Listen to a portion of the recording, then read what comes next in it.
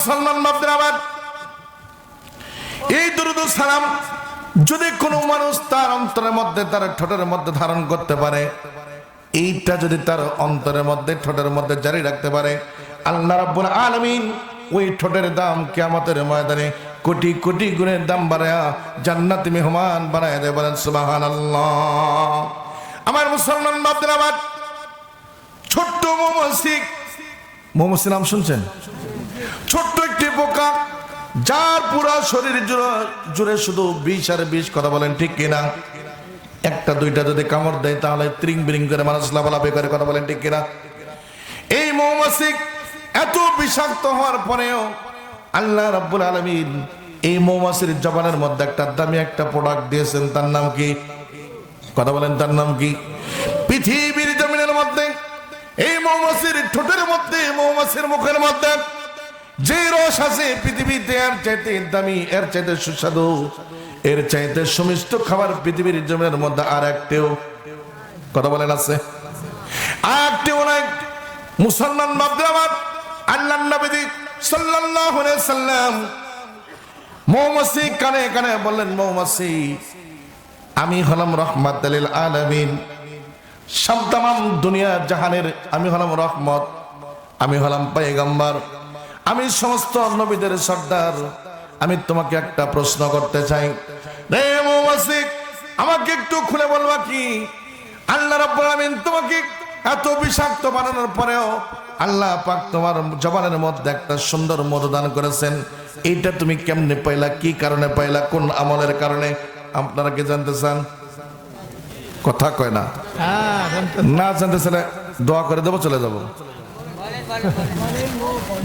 আমার মুসলমান বাপদের আমার মৌমাছিকে যখন এমন প্রশ্ন করা হলো, মৌমাছি আল্লাহর নবী সাল্লাল্লাহু আলাইহি সাল্লামকে ডাকতে বলতেছেন, নবীজি আপনি হলেন রাহমাতুল লিল আলামিন, তামাম দুনিয়ার মানুষদের মধ্যে সর্বশ্রেষ্ঠ একজন মানুষ।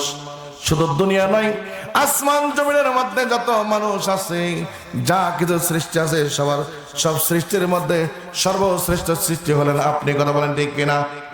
অগণবিধি আপনি প্রশ্ন করবেন, আমি সেই প্রশ্নের জবাব দেব না, এটা কখনো কোনোদিন হতে পারে না। আল্লাহর নবীজি বললেন, মৌমাছি তাহলে একটু খুলে বলো দেখি, আমি একটু তোমার কাছ থেকে জানতে চাই, তুমি এত সুন্দর মধু কেমনে পাইলা? কোন আমলের কারণে পাইলা?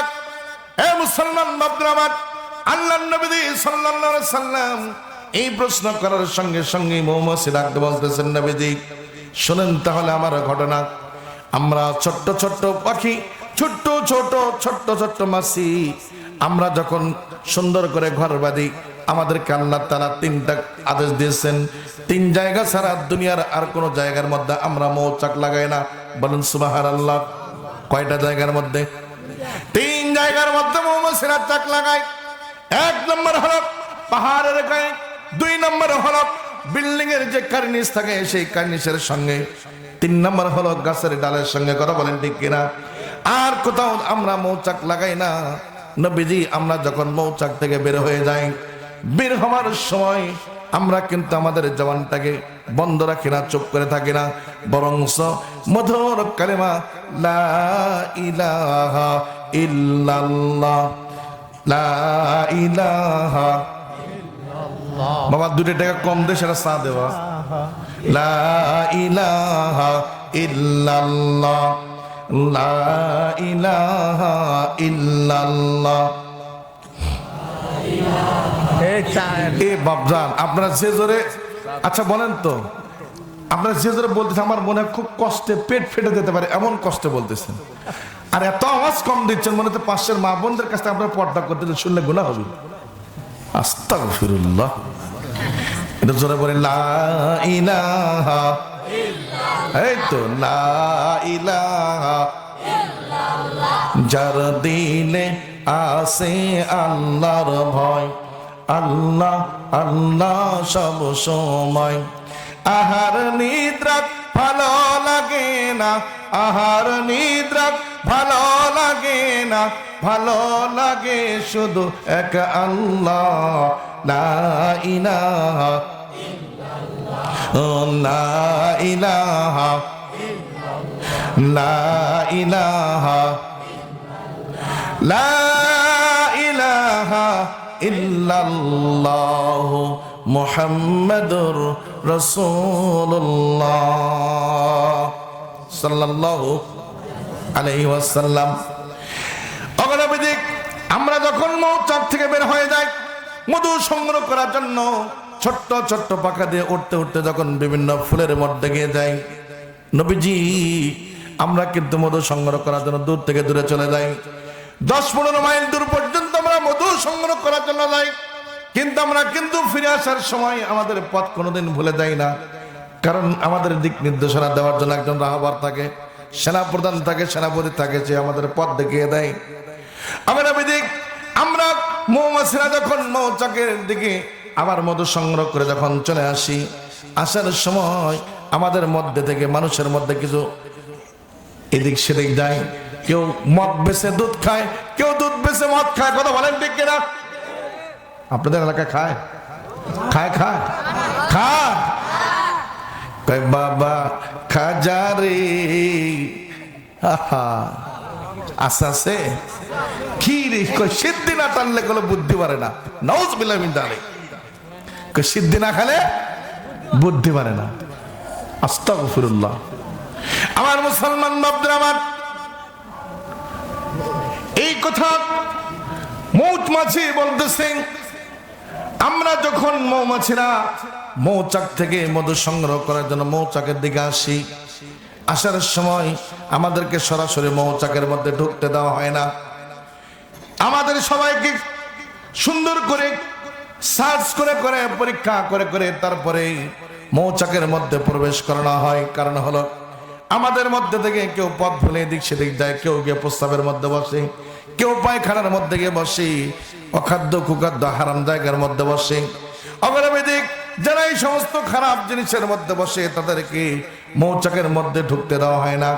আর যারা সুন্দর করে মৌমাছিরা যারা ফুলের উপরে গিয়ে বসে ফুলের রস সংগ্রহ করেছে তাদেরকে সাদর সম্ভাষণ জানিয়ে মৌচাকের মধ্যে ঢুকতে দেওয়া হয়।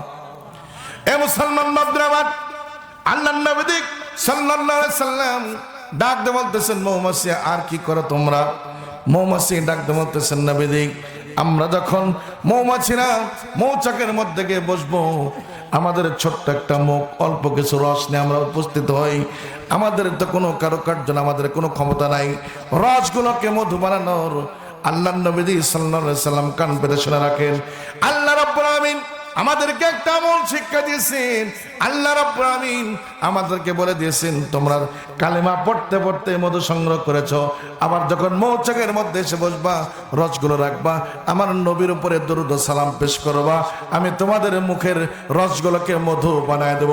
চিৎকার মেরে বলেন আল্লাহু আকবার। আর একবার বলে আল্লাহু আকবার। আমার মুসলমান বান্দারা, আমার এই জন্য বলছি, এই সামান্য মৌমাছি সে যদি এত নগণ্য একটা প্রাণী হওয়া সত্ত্বেও, ছোট্ট মৌমাছি হওয়া সত্ত্বেও, তার জবানের দাম যদি এই দরুদ পড়ার কারণে এত দামটা বেড়ে যায়, আমরা হলাম আশরাফুল মাখলুকাত। বাপজান কথা বলেন ঠিক কিনা? আমাদের পরিচয় কি? আমরা মানুষ। কথা বলেন ঠিক কিনা? এই পৃথিবীর জমিনের মধ্যে যত সৃষ্টি আছে তার মধ্যে আল্লাহ রাব্বুল আলামিন আমার আপনার দামটা সবার উপরে দিয়েছেন। কথা বলেন ঠিক কিনা? এ মুসলমান বাপজান, আমার এই মানুষ আশরাফুল মাখলুকাত, তার জবানটাকে ভালো রাখার জন্য আল্লাহ রাব্বুল আলামিন মার পেটের মধ্যে যখন আমাকে আপনাকে তৈরি করলেন, আল্লাহ রাব্বুল আলামিন চিন্তা করলেন এই বান্দা দুনিয়ার জমিনের মধ্যে যাবে, তার জবানটাকে আমাকে পাক ও পবিত্র রাখতে হবে। এই জবান আল্লাহ তাআলা মার পেটের মধ্যে খাবারের ব্যবস্থা করলেন না।